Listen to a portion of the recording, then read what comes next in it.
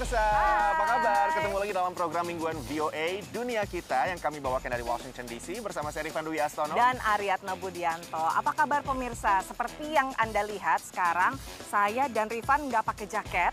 Padahal ini udah pertengahan November, kok bisa? Apakah ini perubahan iklim ya Rifan? Aku jadi khawatir. Entahlah, aku juga nggak tahu ini perubahan iklim atau bukan. Padahal biasanya kalau di musim gugur udah menjelang Desember gini udah dingin ya. Udah mau masuk musim dingin, udah pakai jaket dan bahkan jaketnya yang tebel gitu. Benar. Nah, tapi sekarang nggak pakai jaket. Betul, mungkin perubahan iklim, mungkin juga bukan, tapi yang jelas dari tanggal 6 November sampai 18 November nanti memang lagi ada yang namanya konferensi tingkat tinggi perubahan iklim PBB, alias COP27 yang kali ini digelar di Mesir untuk membicarakan itu, gimana caranya seluruh dunia ini bersatu, bekerja sama untuk bisa meredam dampak pemanasan global. Ya, nah yang akan kami bawakan dalam dunia kita kali ini adalah apa saja upaya yang sudah dijalankan supaya efek dari rumah kaca itu tidak semakin parah. Betul sekali. Nah, salah satunya dilakukan oleh sebuah perusahaan di Amerika Serikat, perusahaan AC, yang mencoba agar membuat unit AC yang mereka produksi itu lebih efisien lagi. Karena ya kita tahu lah ya, sekarang dengan pemanasan global semakin panas, banyak orang jadi pengen punya AC, ketergantungan sama AC. Betul. Nah, juga selanjutnya, kalau misalnya Anda punya mata uang kripto. Nah, selama ini kan kritiknya adalah mata uang kripto itu dihasilkan dengan listrik yang sangat besar. Nah, ini ada sebuah perusahaan di Amerika yang mencoba untuk menambang mata uang kripto dengan sistem yang lebih berkelanjutan dengan memanfaatkan pembangkit listrik tenaga yang berkelanjutan. Di dunia yang sangat panas, pendingin udara atau AC menjadi kebutuhan banyak orang. Namun AC juga menimbulkan masalah. Air conditioning is about 4% of global carbon emissions, and that's about twice the size of the entire aviation industry. Transera, sebuah usaha rintisan yang berakar di Massachusetts Institute of Technology, tengah merancang AC yang sangat efisien dengan menggunakan bubuk yang bersifat luar biasa. Just a couple grams of this material has the same amount of surface area as a football field. Ini adalah nanopartikel sintetis jenis baru yang disebut kerangka kerja organik logam atau MOFs yang diteliti Mirsha Dinka di labnya di MIT. So what these are really are combinations of various metals and organic molecules that together make a structure such that it literally looks like a sponge. Idenya adalah menggunakan MOF untuk menyerap kelembaban dari udara lembab yang masuk ke AC.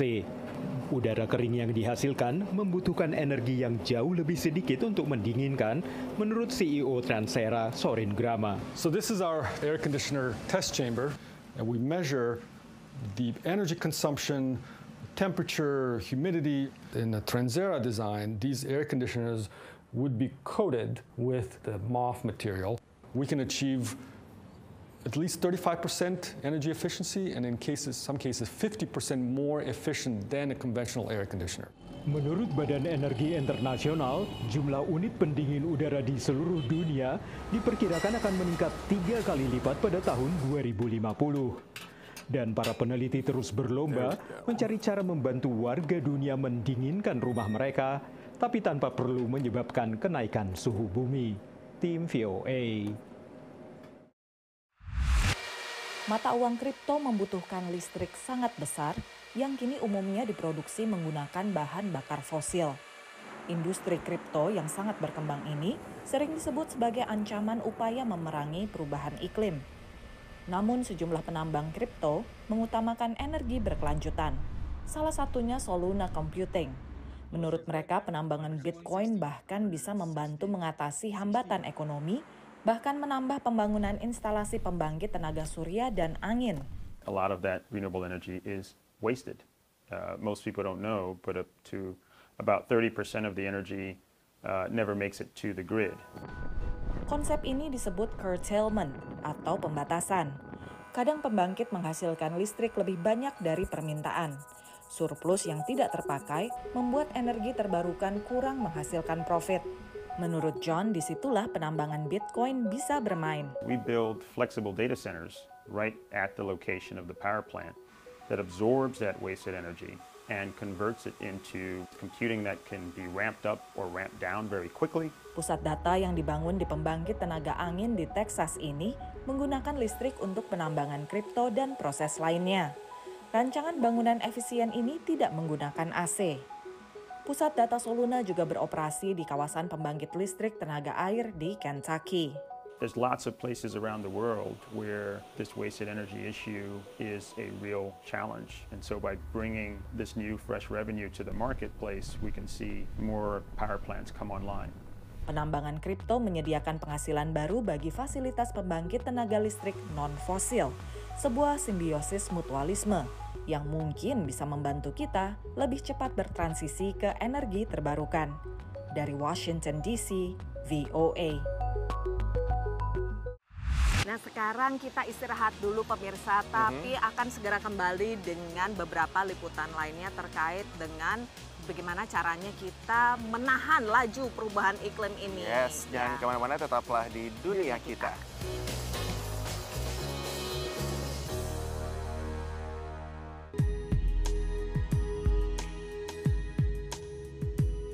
Pemirsa, masih dalam dunia kita, masih kami bawakan dari kawasan lapangan The Mall di Washington DC. Kawasan ini selain untuk pameran edukasi, juga pagelaran kesenian, juga ada sejumlah aktivitas politik yang misalnya kayak unjuk rasa di belakang kami ini. Isu-isu yang diangkat pun macam-macam, termasuk soal perubahan iklim. Apalagi sekarang seluruh dunia lagi fokus salah satunya terhadap isu perubahan iklim yang dampaknya udah kita rasakan sekarang. Nah, bagaimana menanggulanginya? Tapi juga bukan hanya teknologi atau upaya policy dan lain sebagainya untuk menanggulangi atau memperlambat laju perubahan iklim, tapi juga bagaimana nih kita mempraktekannya di kegiatan-kegiatan lain. Misalnya di pertanian. Pertanian itu kan salah satu kegiatan yang menghasilkan polusi paling banyak ya di dunia. Nah, kita akan mengajak pemirsa untuk melihat pertanian di air, yaitu lewat budidaya perairan Chesapeake Bay yang rupanya tidak hanya berkelanjutan tapi juga bisa membersihkan air di situ. Pakai apa, Nek?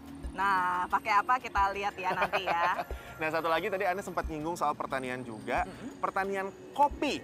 Siapa yang suka kopi di sini? Aku. Nah, ini terancam juga dengan perubahan iklim ternyata. Karena ternyata banyak varietas kopi yang nggak bakal tahan dengan kenaikan suhu kalau misalnya perubahan iklimnya nggak bisa kita redam. Nah, ini ada beberapa saintis atau ilmuwan di Inggris dan juga para petani di Afrika yang lagi bekerja bersama-sama untuk menemukan solusi biar varietas kopinya ini bisa anti perubahan iklim. Walau bekerja di air, Scott menyebut dirinya petani. Ia salah satu pendiri Orchard Point Oyster Company di Chesapeake Bay, Maryland, estuari atau muara laut terbesar di Amerika Serikat. Farming oysters, by its very definition, it's an ag practice. It's considered aquaculture, which is considered agriculture. We're controlling the oyster the whole way throughout its life cycle, controlling the environment it's raised in. Tiram merupakan saringan hidup, menyerap air kotor, menyaringnya, dan melepaskan air bersih. Oysters are filter feeders, which means that in order to eat, they suck in water from the environment. They bring that water in and they filter it over their gills. And it's a really important service that oysters provide, actually. Pemerintah Maryland juga ingin menjamin ketahanan pangan. The Department of Environment does monitoring of all our lease sites and all the shellfish areas in the bay, and they're making sure that the water quality is good for human consumption. Tiram merupakan senjata pamungkas Chesapeake Oyster Alliance untuk memulihkan kualitas air Chesapeake Bay, salah satu penghubung Amerika Serikat dengan Samudra Atlantik. Aliansi ini terdiri atas 80 kelompok yang bertujuan menambahkan jumlah tiram menjadi 10 miliar pada 2025. You know, we view our product as very sustainable and restorative. So it's sustainable in the fact that we can keep doing it because we're only taking out what we're putting in. But, the reality is we take out less than we plant. Dan tiram yang mereka budidayakan spesial. Not all oysters are created equal, right? Oysters are one of those things where the terroir, if you will, or where they are raised, determines what their flavor profile is. Scott's oysters are unique in that they tend to have fuller cups than what you see. The benefit of having the oysters in the bay is that they're processing the water and helping to keep it clean. Bagi Scott ini bukan sekedar bisnis, tapi kesempatan memastikan bahwa generasi berikut masih bisa menikmati Chesapeake Bay dan semua hasilnya. The more we can do to, educate folks as well as try to help make the change, or turn the tide, so to speak, in terms of the degradation of water quality, the better off we're going to be, I think. Membuat perubahan sambil mencari nafkah. Dari Chesapeake Bay, Maryland, VOA. Di luar Kew Botanic Gardens, London, suhu nyaris beku. Tapi di dalam, suasana berbeda 180 derajat. Lembab seperti hutan tropis. Disinilah riset kopi anti perubahan iklim dimulai. This is Arabica coffee, our preferred coffee, the one we drink in high streets and at home. It has a superior taste. And this coffee provides us with about 60% of the coffee that we drink globally. The other species over here is Robusta coffee. So this has a slightly larger leaf. This coffee provides us with the other 40% of the world's coffee supply. Budidaya kopi Arabica dan Robusta menyokong hidup jutaan orang di Afrika, Amerika Selatan, dan Asia. Namun keberlangsungannya terancam perubahan iklim. In some cases, yields are dramatically reduced because of increased temperatures or reduced rainfall. But in some cases, as we've seen in Ethiopia, you might get a complete harvest failure and death of the trees. Bisa jadi solusinya ada di tengah hutan-hutan Afrika Barat. Ada sekitar 130 spesies kopi, tapi tidak semuanya enak. Di Sierra Leone, Aaron dan timnya menemukan satu kandidat yang tumbuh liar, yaitu spesies Stenophila. And this is extremely heat tolerant and is an interesting species because it matches Arabica in terms of its superb taste. Dua spesies lainnya, Liberica dan Eugenionides, juga menjanjikan masa depan cerah di tengah naiknya suhu bumi. That has low yields and very small beans, but it has an amazing taste. Bahkan konon rasanya sangat enak. Pada World Barista Championships 2021 di Australia, Hugh Kelly memenangkan juara 3 berkat espresso Eugenionides-nya. Today you'll taste pink guava, fresh pineapple, and passion fruit. Ini diharapkan menjadi promosi spesies yang tidak terkenal itu. Bekerja sama dengan petani Afrika, tim Kew Botanic Gardens mengembangkan kopi anti perubahan iklim untuk dikomersialisasi. What requirements do they need? How do we boost its productivity? Instead of it being dominated by only 2 species, we have the opportunity to tap into the value of other coffee species. Kopi Liberica mulai diekspor dari Uganda ke Eropa tahun ini. Tim peneliti berharap selain bisa menghasilkan bagi petani, pecinta kopi pun bisa mencicipi rasa baru dalam waktu dekat. Dari London, Inggris, VOA.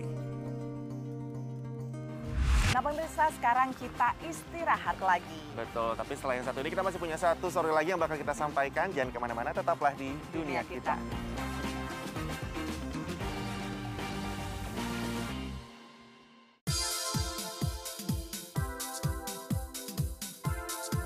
Ya pemirsa, masih dalam Dunia Kita. Rifan, siapa yang musim liburan kemarin travel gila-gilaan, balas dendam karena udah 2,5 tahun nggak travel kemana-mana karena pandemi, terus jadi balas dendam? Banyak banget nih. Saya sih. Ya kan? Pelakunya ada sendiri di sini yang nanya. Ke Indonesia. Ya, itu kayaknya nggak cuma dilakukan sama kamu nih, tapi juga banyak banget orang, termasuk warga Amerika yang juga jalan-jalan ke luar negeri.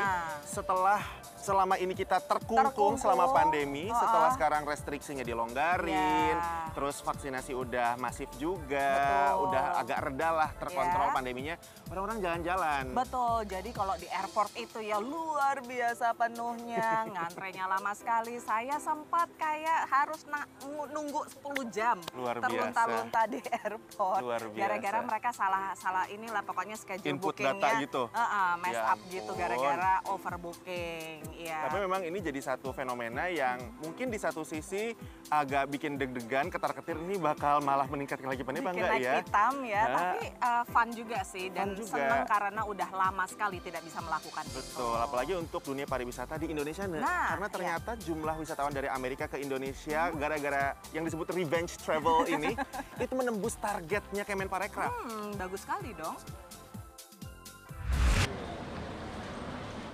Gairah pariwisata Indonesia perlahan membaik seiring dengan pelonggaran pembatasan terkait pandemi di berbagai negara. Hal ini dikonfirmasi oleh para pelaku usaha pariwisata yang hadir di International Travel Show New York akhir Oktober.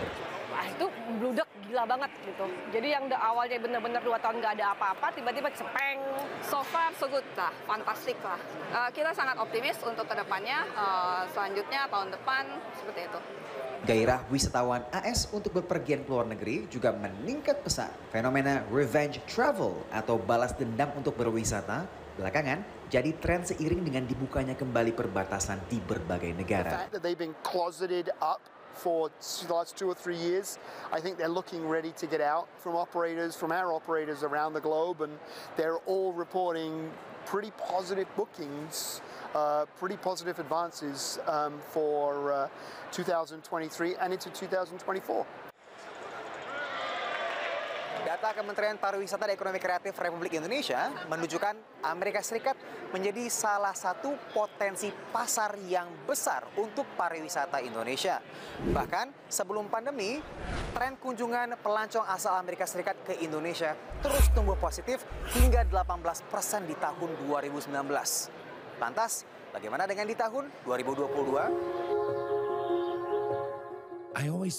Untuk tahun ini aja kita target untuk sampai bulan Agustus itu target sudah melebihi. Data Kementerian Pariwisata RI terbaru menunjukkan angka pelancong asing pada bulan Agustus 2022 naik 28.000% dibandingkan bulan Agustus tahun 2021 yang pencatat sekitar 1.700 kunjungan saja. Menurut Kemenparekraf, Amerika Serikat masuk dalam 5 besar negara asal pengunjung terbanyak. Meski demikian, Indonesia belum jadi destinasi wisata favorit warga negeri Paman Sam. Orang Amerika itu nggak tahu Indonesia ya, jadi mereka tahunya cuma Bali gitu. Yang kedua yang mereka tahu itu Jogja juga mereka masih tahu lah. Jogja, Jakarta masih tahu mereka. Wisata petualangan alam jadi etalase utama pariwisata Indonesia untuk pasar AS. Tamu Amerika yang masuk di kita banyaknya diver. Jadi kalau dalam setahun kita bisa punya, I don't know, how many charters itu dari tamu Amerika aja. Charter yang dimaksudnya apa? Charter kapal diving. Selain alam, wisata segmen luxury juga cukup laris. Meski segmen pasar jet setter lebih kecil, namun pengeluaran segmen jauh lebih besar. Bulan ini saya dapat 20 packs dari Amerika. Di bulan Januari saya sudah punya grup pula gitu, 200 pack. Sudah pasti 5-star hotel, private service, luxury bus, luxury small car. Kadang-kadang kita harus beli buyout restoran atau dikosongkan. Data kantor pariwisata AS mencatat negara tetangganya, Kanada dan Meksiko, sebagai 2 destinasi wisata utama warganya. Dari New York, Randy Wicaksana, VOA.